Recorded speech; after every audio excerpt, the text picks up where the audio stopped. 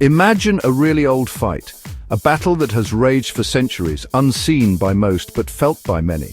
A fight between good and evil, light and darkness, angels and demons. Where is this fight happening? Not on a battlefield, but inside a person's soul, in the deepest recesses of their mind.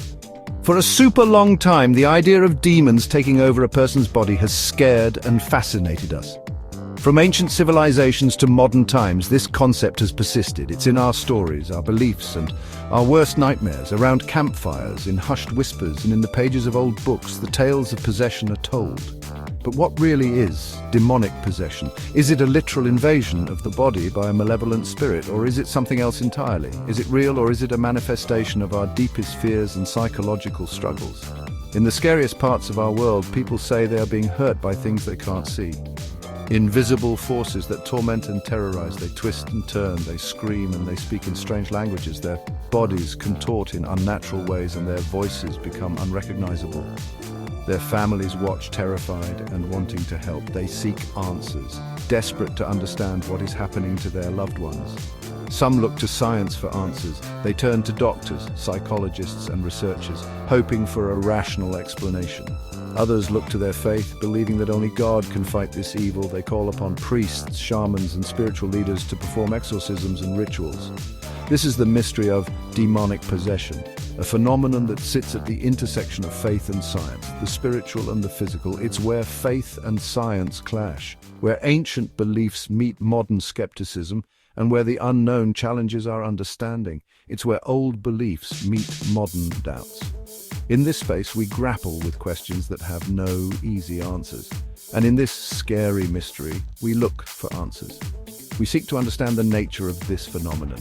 To find a way to explain the unexplainable, we have to be careful because it's dangerous territory. The line between reality and imagination can blur, leading us into dark and unsettling places. Our journey will take us from old exorcism rituals to modern hospitals, from ancient texts to contemporary research. We will explore every angle. We'll explore history and science, the spiritual and the mental. We'll delve into the past and present to uncover the truth. Come with me, if you're brave enough, as we explore this chilling mystery. Together we'll seek to understand the enigma of demonic possession. The fight against demonic possession is as old as people. From the earliest days of human history, people have believed in the presence of unseen forces that could influence their lives, for better or worse. In different cultures and throughout history, we find rituals to force out these evil spirits. These rituals varied widely, reflecting the unique beliefs and practices of each society. Ancient civilizations, from Mesopotamia to Egypt, believed in good and bad spirits that could affect our lives. They thought these spirits could bring fortune or misfortune, health or illness. They created special ceremonies to make these spirits happy and keep away bad luck. These ceremonies often involved offerings, prayers, and elaborate rituals designed to appease the spirits. Exorcism, in different forms, became a way to fight the darkness. It was seen as a necessary act to restore balance and harmony within the community. Shamans, priests, and healers became like spiritual warriors, fighting the spirits believed to be inside a person. They used various tools and methods, from chanting and drumming to the use of sacred objects. These rituals were often dramatic and scary, with prayers, chants, and sometimes even holding the person down. The intensity of these ceremonies reflected the seriousness with which these cultures viewed possession. Some cultures thought possession was a punishment from the gods. They believed that the afflicted person had somehow angered the divine and was being punished through possession. Others blamed witchcraft or jealous spirits. In these societies, it was thought that envious individuals could use dark magic to send spirits to torment their rivals.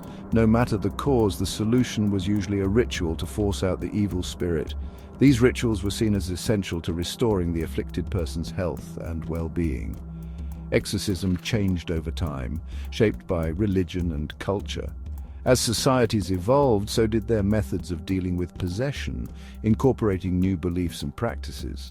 But the main idea stayed the same: to confront, challenge, and force out the evil spirit. This core belief has remained constant, even as the specifics of the rituals have changed. These ancient rituals, passed down for generations, remind us how much we fear the unknown and how far we'll go to feel safe. They are a testament to humanity's enduring struggle against the unseen forces that we believe shape our lives. It was 1976, a year that would become infamous in a small town in West Germany. In this quaint and quiet town, nestled among rolling hills and picturesque landscapes, a young woman named Anneliese Michel went through something terrifying, something that would leave a lasting mark on the community and beyond. When she was just 16, Anneliese started experiencing strange and frightening phenomena that no one could easily explain. Initially, doctors diagnosed her with epilepsy, a common neurological disorder. However, her condition rapidly deteriorated and the medical community was baffled. Anneliese began to exhibit behaviors that were far from typical of epilepsy. She reported seeing grotesque demon faces, hearing disembodied voices, and feeling as though she was being physically attacked by unseen forces. Her once gentle personality took a dark turn, and her voice, once soft and kind, became harsh and unrecognizable as she claimed to be possessed by multiple demons, each more malevolent than the last. Her family, desperate and at their wits' end, turned to the Catholic Church for help, hoping for a miracle. Over the course of 10 harrowing months, Anneliese underwent 67 exorcisms, each session more grueling than the last. The priests meticulously recorded the exorcisms, capturing Anneliese's tormented voice as she spoke in different languages she had never learned, and claimed to be various demons, each with its own sinister identity. Despite the intense and frequent exorcisms, Anneliese's condition only worsened. She became increasingly frail and emaciated. She refused to eat or drink, believing that the demons were preventing her from doing so. Her body, already weakened by the relentless rituals, began to fail. She inflicted injuries upon herself, further deteriorating her health. On July 1st, 1976, Anneliese Michel succumbed to her condition and passed away, leaving behind a legacy of questions and sorrow. The official cause of death was malnutrition and dehydration, but the circumstances surrounding her demise sparked widespread debate. Her death ignited a firestorm of controversy, with people fiercely divided over whether she was truly possessed or suffering from a misunderstood medical condition. Was Anneliese Michel a victim of demonic possession, or was she tragically afflicted by a severe mental or neurological disorder that eluded the understanding of her time? The haunting case of Anneliese Michel serves as a poignant reminder of the delicate balance between faith and science, and the devastating consequences that can arise when these two worlds collide in the face of human suffering. Demonic possession can be scary, but science has a different explanation. The things that happen when someone seems possessed, like changing personalities, speaking in strange languages, and having unusual strength, can be explained by psychology and neurology. Dissociative Identity Disorder, which used to be called multiple personality disorder, is one explanation. People with this disorder have different personalities inside them. These different personalities can have their own voices, ways of acting, and memories which might look like possession. Epilepsy, which causes seizures, can also seem like possession, especially temporal lobe epilepsy, which can cause hallucinations, religious delusions, and altered states of consciousness. Schizophrenia, another serious mental illness, can also cause similar things to happen. Hallucinations, delusions, disorganized thinking, and not wanting to be around people can all be signs of schizophrenia, which might be mistaken for possession.